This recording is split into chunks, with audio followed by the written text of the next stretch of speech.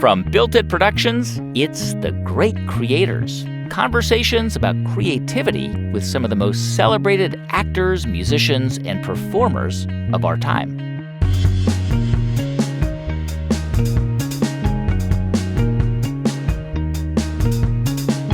I'm Guy Raz, and on the show today, singer-songwriter Natalie Merchant.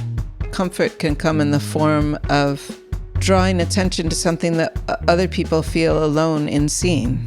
Am I the only person who's noticing this? Well, that's pretty isolating. But the comfort can come in someone saying, I see it too, and I'm frightened about it too. When Natalie Merchant was just 18, she became the lead vocalist and lyricist for the band 10,000 Maniacs. The band came together in Jamestown, New York, and would go on to become a massive success, sort of helping to define the indie folk sound of the late 80s and early 90s. Natalie was the star, celebrated for her beautiful and distinct voice. But what separated 10,000 Maniacs from other bands at the time were her political lyrics, which covered everything from the Trail of Tears to homelessness to nuclear proliferation. And that level of musical activism made some critics uncomfortable. They even dismissed Natalie as too preachy or causey. And then, in 1993, at the height of their popularity, Natalie left 10,000 Maniacs to become a solo artist. Vogue magazine called her perhaps the most successful and enduring alternative artist to emerge from the 80s, intact and uncompromised. In this episode of the show, you'll hear why Natalie thinks loneliness is an essential part of her creativity. She tells us what she learned about the creative process from a dinner date with Allen Ginsberg and Philip Glass. And you'll hear how, in late 2018, a degenerative spinal disease almost ended Natalie's career as a singer. That's all coming up after this quick break.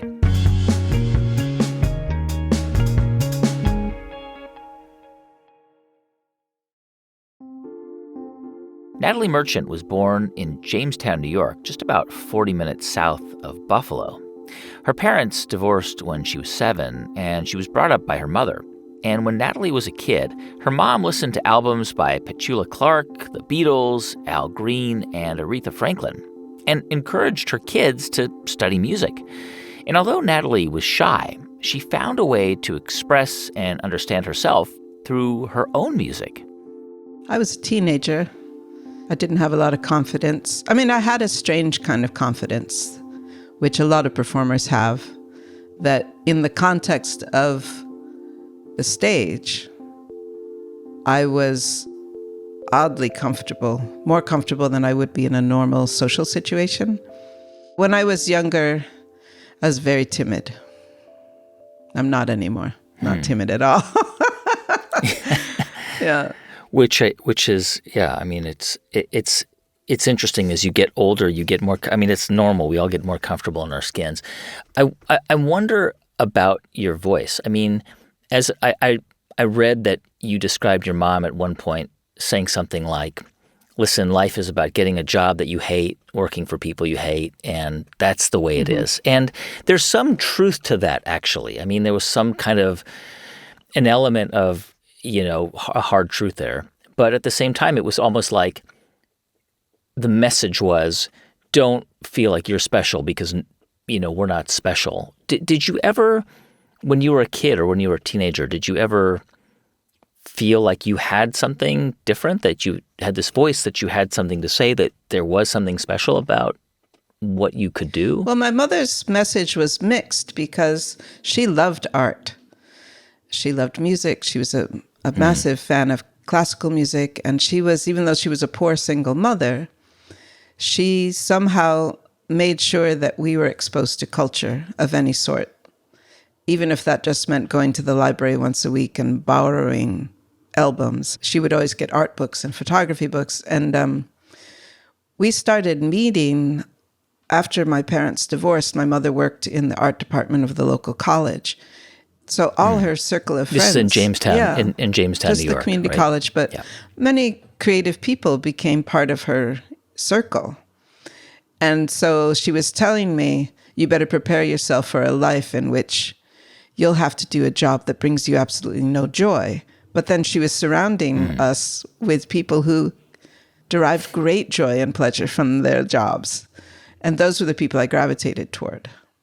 And I thought, what could be a better outcome for me as an adult than to be a creative person, to be able to survive by my creativity?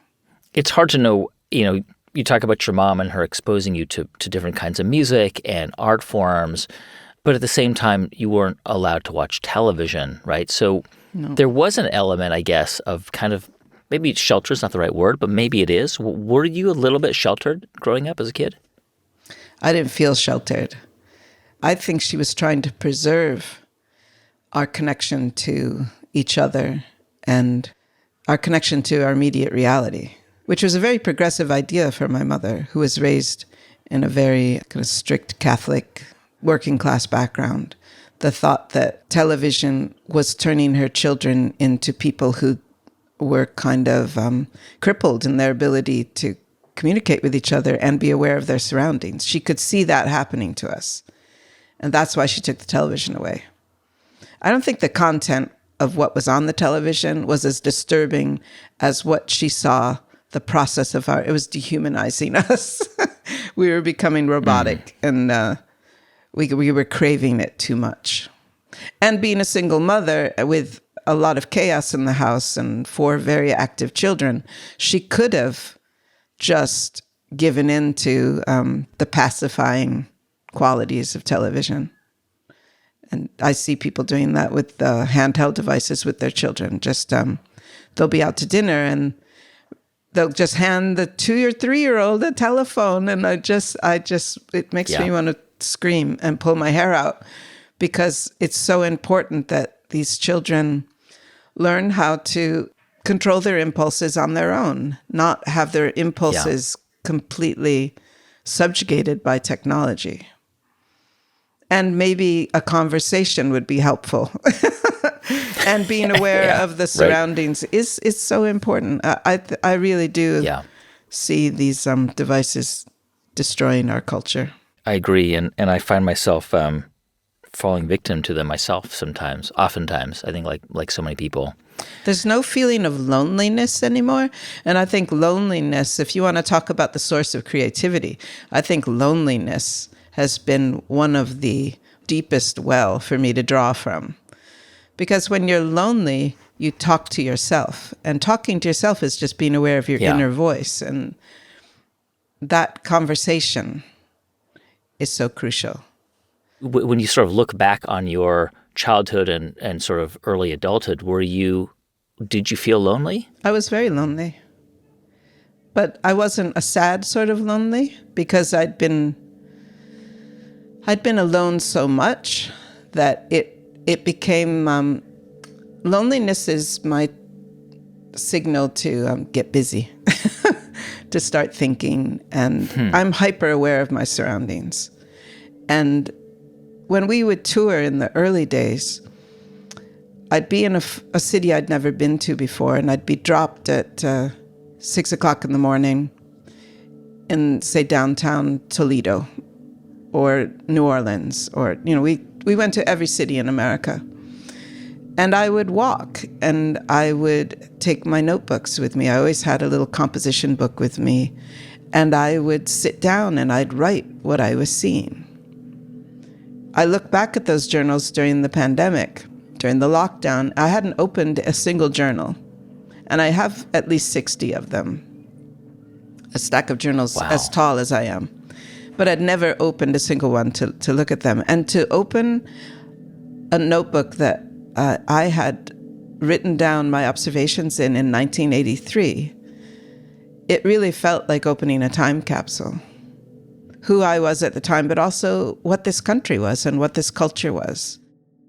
Tell me about, looking back at your journals when you were 20 in 1983.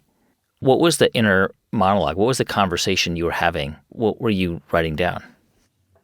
I think it was a place where I could express my rage and frustration because I was so shy and reserved and hated any kind of conflict. What were you frustrated and rage-filled about? I was coming of age and becoming aware of a wider world. So disparities in the cities that I'd be in, the conditions that I saw people living in. Sometimes I was frustrated. I was the only female in the world when I was traveling with the band. So frustrated about that sometimes. But I think my frustrations and rage were more focused outward than inward. Not personal concerns, but as I was waking up to the world and seeing the order of things and the way things were arranged. I met a woman who was a Lakota Sioux, Martina Looking Horse. She was doing a lecture in the city where I was, and we became friends. And she started to wake me up to at the time, the current conditions of people living on the reservation. So I started reading so much about the history of colonialism in the United States and the genocide of the Native Americans. When I talk about that kind of rage, of waking up to it, and almost being in shock, the scale of devastation that human beings were able to bring upon each other. It's interesting to hear you talk about those journals and what you were writing at the time, and anyone listening to this knows about you and the work that you wrote can connect the dots, because the things that you were writing about, I have to imagine, I mean, just based on your description now, became the music that you sang to people. Well, I wrote Among the Americans when I was 20, which ended up on, I believe it was In My Tribe. And that was a song that I wrote about the Trail of Tears, Andrew Jackson and the Cherokee Nation being expelled from the southern eastern coast and pushed to Oklahoma in the middle of the winter. But I think meeting Martina Looking Horse really, and that happened all the time. I would meet people who would completely change the way that I saw the world. I was really open to meeting people. I still am. I want to get back to this theme of loneliness, because I think I think you touched on something really important, that that environment forces you to create something, and how you do that. But I want to go back to voice for a moment, because of course so much of your work throughout your entire career has been about the written words that you're singing, but so much of it has been about the singing, the way you convey those words. So when did you start to kind of discover that you had this voice? Did your mom or your brothers, sisters, anybody at home say, "Wow, Natalie's voice is really special or beautiful"? Or do you remember hearing that as a kid? No. My sister and I would sing together all the time. And we sang in school choir together. My music teacher recognized that, not that I was exceptional, but that I had a passion for singing. And she coached me. She gave me lessons. And I think some of the things that she taught me have preserved my voice over the years. Good technique. But no, nobody thought that I had an exceptional voice. I didn't think I had an exceptional voice either. I mean, but clearly somebody did. I mean, certainly there were people who heard you sing, and obviously when you were 16, 17, hanging out in Jamestown, which would become 10,000 Maniacs, I mean, there were people who heard you sing and understood that there was something there. I mean, how did you it's sort of a weird question, abstract question, but I mean, you were so young, but early in your career, you would have such a huge impact at such a young age. How did you find your voice? I imitated British folk singers for a long time in the beginning. And when 10,000 Maniacs first started to have any kind of success, it was in the UK. And people thought I was British because I did such a good job of imitating Sandy Denny or June Tabor.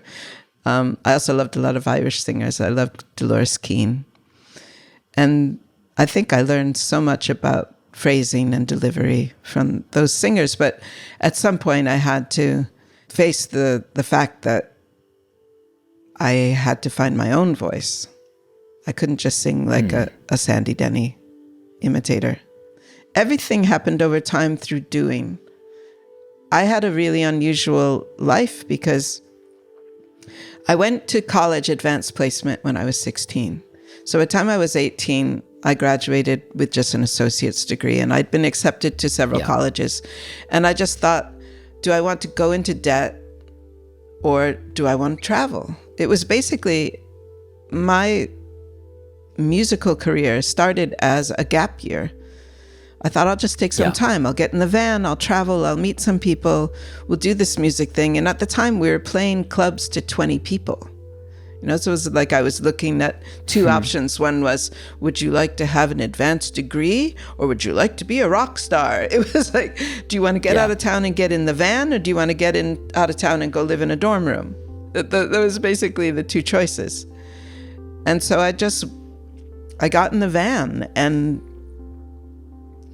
you know, it was the Robert Frost moment where I went that path. You went that way, yeah. And it changed everything. But I didn't know how to do anything. I didn't know how to sing. I didn't know how to write songs. I didn't know how to perform. I just learned everything as I was doing it. That was my training. So when you ask, when did it happen, that my musical career wasn't really a series of memorable epiphanies. It was just this gradual, everyday, this is what I do. I'm just learning it as I go. It's the same with record production. I've produced my own records for the most part since 1995, but I'm still learning how to produce records. I mean, I remember seeing 10,000 Maniacs twice, I think, in 1993, twice that year. And the band was so big. You were so well known. You were so young. And all of a sudden there was this fame, and you were on magazine covers. And I mean, there was, you know, sort of what we saw externally, but what about inside of you? How did you kind of deal with that public life that you all of a sudden had to live? I stepped away from it so often, like between Blind Man's Zoo and the record that really exploded, which was, well, there was an initial explosion, which was In My Tribe. Which did really well. It sold 1 million copies or 2 million copies, I can't remember. And that took us from being sort of indie college radio darlings to having pop singles. But on the ground, in the van, because we were still traveling in the van, not that much changed. When I was on the Johnny Carson show for the first time, I was living in an apartment that didn't have a refrigerator or a stove. And I didn't own a car, and I had to take my laundry downtown on my bicycle. So it didn't feel like, oh yeah, fame. I actually have a video that my boyfriend took of me putting my laundry in, and some guy in the laundromat says, hey, didn't I see you on Arsenio Hall 2 nights ago? So, but the second explosion was in 93 when we had the hit These Are Days. And I don't know, I enjoyed it. I've always had this amazing balanced relationship with fame. I even put it in quotations because I don't feel famous. Yeah. Because the focus has always been more on the music than on me or my personality. And there was a moment that I was asked to be in a lot of films, and I think I could have crossed over, but I didn't want my life to change like that. I really liked having this anonymous fame that I had. We're going to take a quick break, and when we come back, Natalie leaves 10,000 Maniacs and embarks on a prolific solo career. Stay with us. I'm Guy Raz, and you're listening to The Great Creators.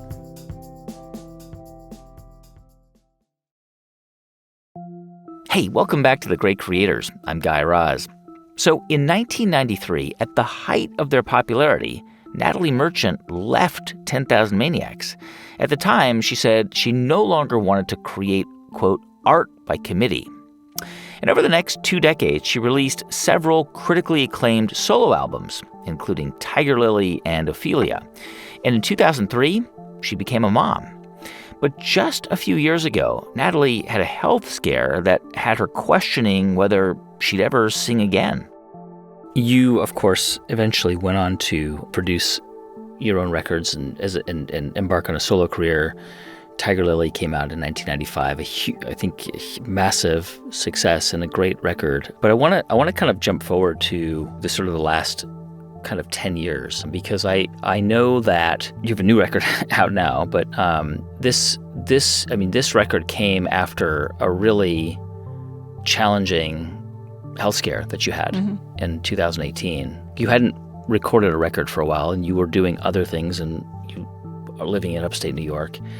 But all of a sudden, what happened? I mean, you had like a pain in your arm, and you couldn't move it. And tell me what happened. It was at the end of 2019. I was in London, and I was sketching at the Victoria and Albert Museum.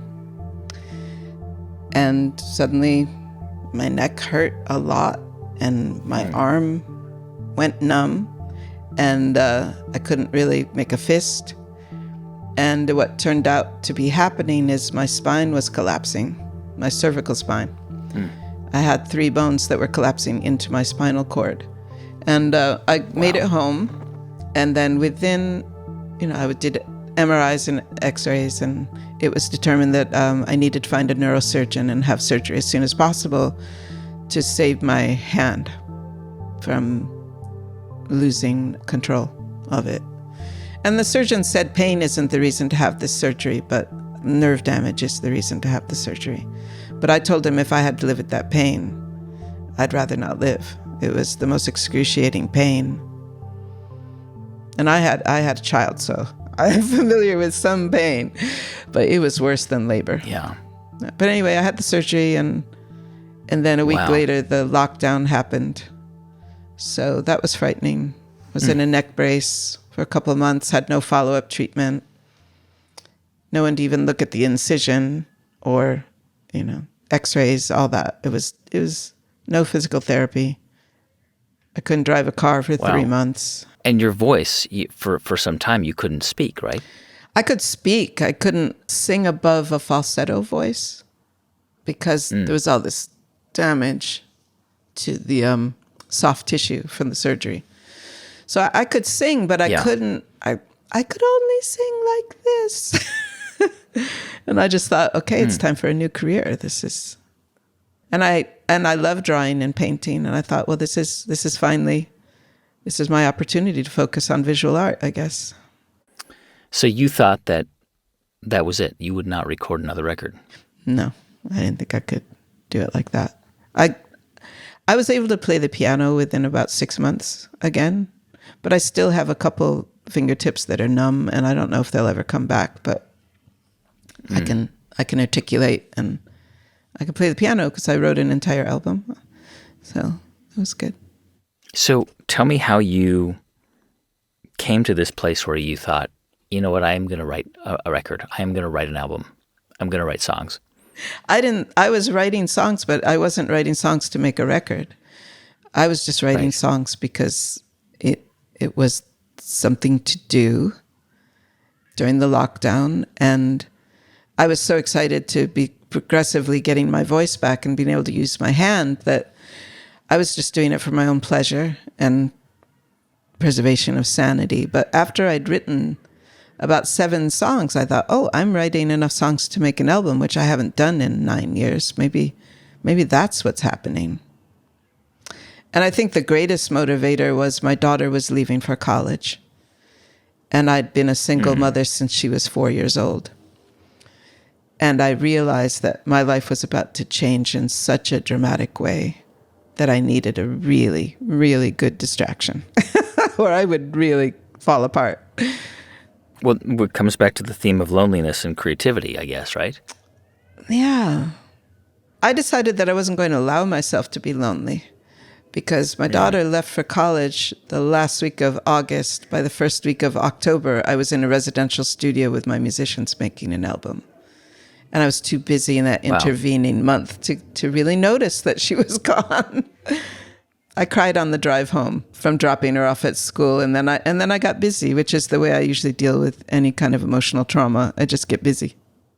Tell me about your life between writing music and lyrics. Are you reading all the time? Are you constantly looking for biographies, books? Do you do that? Yes, I read, but I also find so much of my inspiration comes from being out there in the field with the people. I'm the kind of person who engages in conversation with strangers on a regular basis, and Yeah. people open up to me, probably because I'm a good listener and I'm asking questions. And I hear people's life stories, and I find that inspirational. But I also spend a lot of time working with other activists, but also volunteering to put myself in situations that I think someone in my position normally wouldn't be in, like a preschool classroom for Head Start for 2.5 years. I was doing that 3 days a week, full days. Yeah. Is music and writing, does it, are there long periods or periods in your life where you don't do it at all? You don't engage in music or writing at all? There are long periods. It almost feels like that's an indulgence to sit at the Wow. piano and play.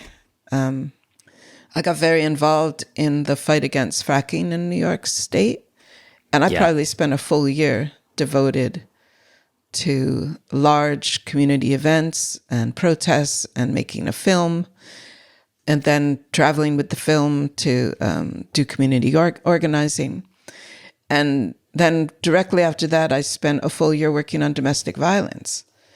And when you're meeting people who have had to flee their home and basically make the decision to become homeless to protect themselves Yeah. and their children, the thought of sitting down and writing a pop song at the piano just seems frivolous and self-absorbed.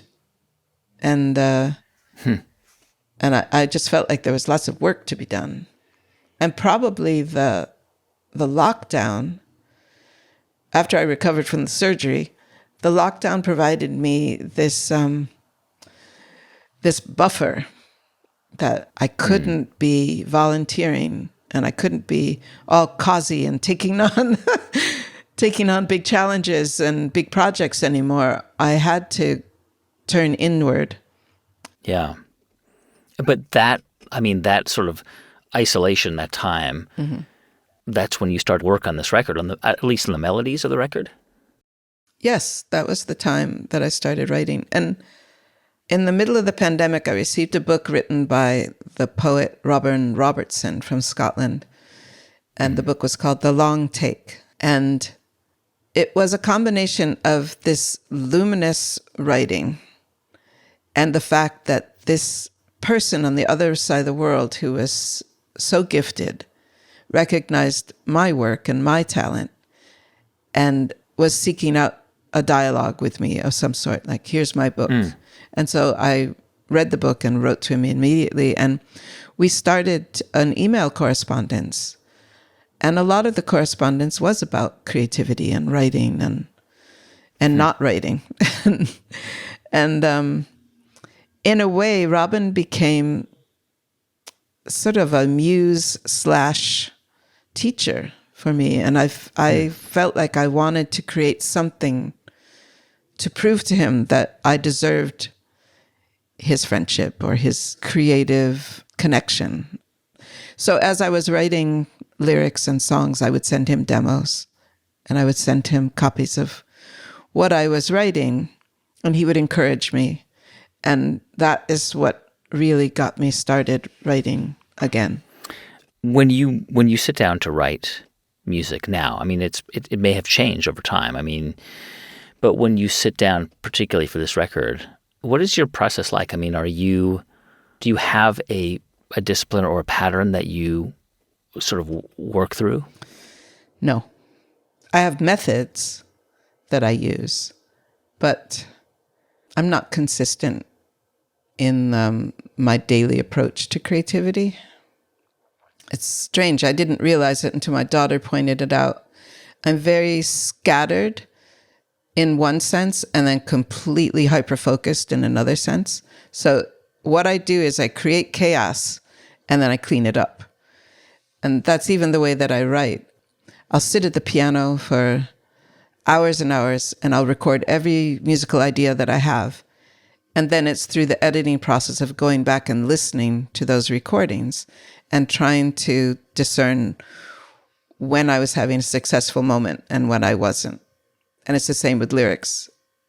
I will write 30 verses if I only need 3.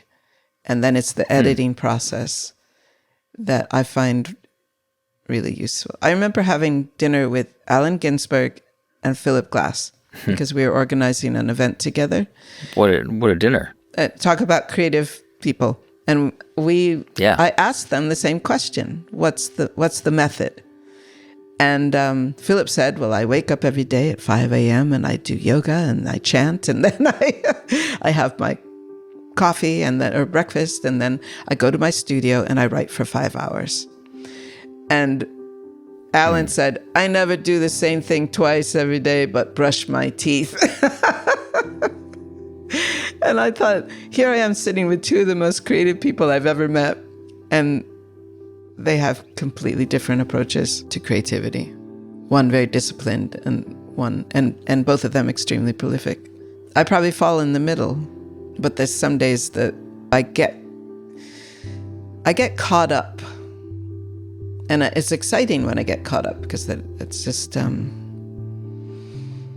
I would never be someone who wakes up every morning and says, okay, from 9 till 3, I play the piano and sing. Because sometimes I don't start playing the piano until I'm exhausted and it's time for bed. And I think, well, maybe I'll just play for a minute. And then it's 6 hours later, I'm still awake playing the piano. It's 3 a.m, and that's when it happens. We're going to take a quick break, but when we come back, Natalie tells us how she collaborates with other artists and why she believes comforting others is her duty as a songwriter. Plus, if you stick around, you'll get to hear her sing. So stay with us. I'm Guy Raz, and you're listening to The Great Creators. Hey, welcome back to The Great Creators. Here's more from my conversation with Natalie Merchant. You know, I'm going back to this idea of loneliness. I think about you as a collaborator. I mean, so much of your career has been about these awesome collaborations. Billy Bragg and obviously Michael Stipe, but many others. I mean, the work you've done with Kronos Quartet. But clearly you're bringing what you're writing to other people for feedback, right? Whether it's a poet in Scotland or it's a friend in Jamestown, New York. I mean, is that sort of how you were refining and how you refine your work? I mean, you've been doing this a long time. I mean, you've been making music since you were 16 years old. Mm-hmm. And here you are, you know, at a new phase in your life, approaching 60, I think, and you're very experienced at this. But how do you do it now? I mean, do you still seek out the feedback even though the process happens in an isolated or a lonely context? I play with my cards pretty close to my chest until I'm ready to show them to people because I'm very sensitive, and any comment is going to either enhance or totally crush what I'm working on. But on this project, I think the feedback I got from my friend Rita, she's a retired English professor, and she's not someone who's in the music business, and she's not, I don't know, she was just someone that she's the most well-read person I've ever met, and I love the way she expresses herself. And she was someone that I could play anything for. You know, you find your editor, and sometimes in unexpected places, but I think that was helpful to have someone that I could, from the very beginning, I was showing her things. I wouldn't show anything to Robin until it was as close to finished as it could be. I was too nervous. Yeah. I know that obviously some of the themes in this record come from just, as you mentioned, the zeitgeist or, sort of the contemporaneous world around you. Where else are you, conversations with people, books? Yeah. Where else are you getting, I was reading a lot of mythologies during the pandemic.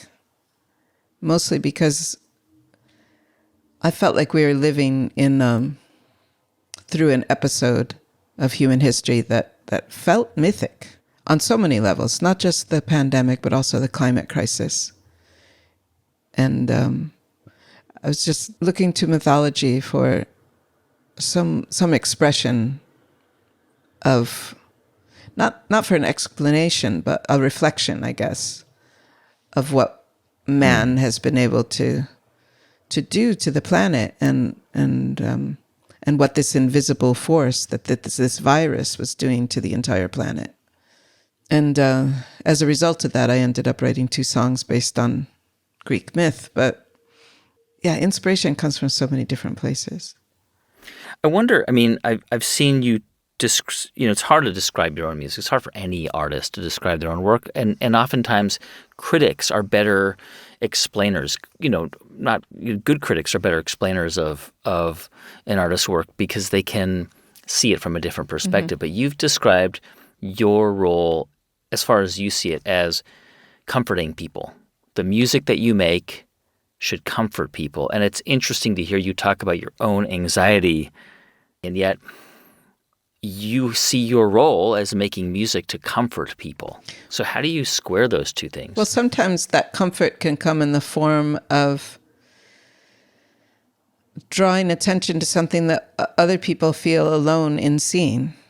Am I the only person who's noticing this? Well, that's pretty isolating. But the comfort can come in someone saying, I see it too, and I'm frightened about it too.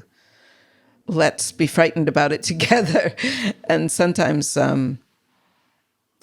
I wrote a song called It's a Coming on the last album I made it back in 2014. And it was landslides, dying lakes, hurricanes, apocalypse and stolen. No, there was one verse that was jungle slashed and jungle burned, monkeys and the painted birds climb the vines, the limbs, the leaves, the lungs that let the whole world breathe. It's a coming, pale horse rider come, blistered by the morning sun. Tell about what he can see, crystal ball of mercury. It's a command, 3rd generation refugees, street mob burning effigies, revolution, civil war like nothing ever seen before. It's a command. I don't know if you would find that comforting, and it's almost conspiratorial voice, like, do you see what I see? And I haven't ever talked to anyone who actually heard that song, but I put it out there. Maybe people will find it and say, oh, she sees it too. Yeah, it's interesting. It's just so, it's the contrast between those words and your voice is so powerful because your voice is so beautiful and comforting. And I think I'm starting to understand, maybe even more than you understand, that word comforting. Because you hear those lyrics and they're challenging and difficult, but there's something about how they're conveyed. And maybe that's what it is. Yeah, people with pretty voices can be horrified by the world. I could scream it, but I think everyone who's aware of what's going on in the world is having a dark moment of the soul right now. And I think it was much quieter during the pandemic because we removed a lot of the spectacle that we dazzle ourselves with. And maybe that inner voice that was saying things are not quite right was louder then. And now we're drowning that inner voice of truth out with we're really good at spectacle in the United States, in the modern US. Good at spectacle, good at massive distraction. I'm curious to get a sense of I know that you, just based on this conversation and hearing you talk about how you expose yourself to different people and experiences, I suspect you prefer to be a listener rather than a talker. That actually that's your preferred place to be. You would rather be listening and asking questions rather than talking. First of all, am I right about that? I'm pretty opinionated. I don't like public speaking. Like if we were having this conversation on a stage, I'd be a lot less comfortable with it. But but as I get older, I'm realizing, I just thought everybody sees things in a similar way, but I realize I've lived kind of on the outskirts of American society, even though I was raised in this country. Maybe it started with not watching television and then sort of carried on with having this unconventional job of being basically a poet and a traveling minstrel, which is not what most people do. So maybe I do have some unique perspectives. And I find myself in unusual circumstances all the time. I've met 3 or 4 American presidents. But at the same time, I feel very comfortable talking to the cleaning woman when I'm at the hospital. And when I was in my hospital bed, I had a wonderful conversation with the woman cleaning my toilet. And I found her just as interesting. It's just, I find people all equal and interesting. But I find myself in situations to be able to speak to people of different levels of what we would consider different levels of society. I don't even want to say levels, but we do have a hierarchical society. And I guess if you're talking about a Mexican woman cleaning your bathroom in the hospital or the president of the United States, there's a hierarchy there. Many people, like we're talking at this moment during our interview, you're in the middle of a tour, and you're going to be performing in front of a few thousand people every night. And those people who go to your shows, many of them have followed you throughout your whole career. Maybe some of them have seen you like I did in the early 90s or even 80s. Earlier. Yeah. Or maybe saw you, and they have a sense of who you are to them. So to them, you are a singer, a performer, a writer, an artist. How do you identify? What's your self-identity? How do you describe who you are to yourself? I'm a mother. Yeah. Number one. I never lose sight of that. Singer-songwriter. That's how I describe myself. I've always been reluctant to call myself an activist because I know people who that's all they do. And it feels wrong to take on that label or that title. But I use my position and my position as an artist and also as a known person. I take those things to my activism. So I guess I'm also an activist. I'm even afraid to say that. I can't even say the word. Yeah. I feel like people come to see my shows and they see a friend on stage. They see someone who's been with them through some difficult times and some great times. That's what I hear all the time. You helped me when things weren't good. And you helped me celebrate when things were good. Because my music does span that emotional gamut. You talked about all these different themes, and all these different sources of inspiration. And one of the things that I read is that you're learning Italian for a future project. So, sto imparando italiano, ma non parlo molto bene. Yeah. I think that's pretty good. So what's that project? The project is a lovely project. And when you were talking about collaborating with people, one would be Lena Schwartz, who's an Italian poet, Jewish Italian poet, who lived from the late 19th century till 1947. And she was one of the best known Italian poets for children in Italy until the fascist racial purity laws came into effect in the mid to late 30s, and she had to flee the country for her life. But she was also a scholar and a translator, and she was a devotee of anthroposophic philosophy of Rudolf Steiner, and she was responsible for helping to found the first Waldorf school in Milan in the ruins of the bombing, the American bombing and the British bombing of Milan. And I've found out all of this through research in the last 3 years. It all started as a project to just sing in Italian because I wanted to, and I wanted to write songs in Italian. So I was looking for simple poetry. So I was drawn to poets who had written for children. And then this entire world has opened up. The woman seems to have been erased from a contemporary Italian culture for the most part. I have only met one person in Italy who knew who she was. But her books were removed from the libraries and the schools.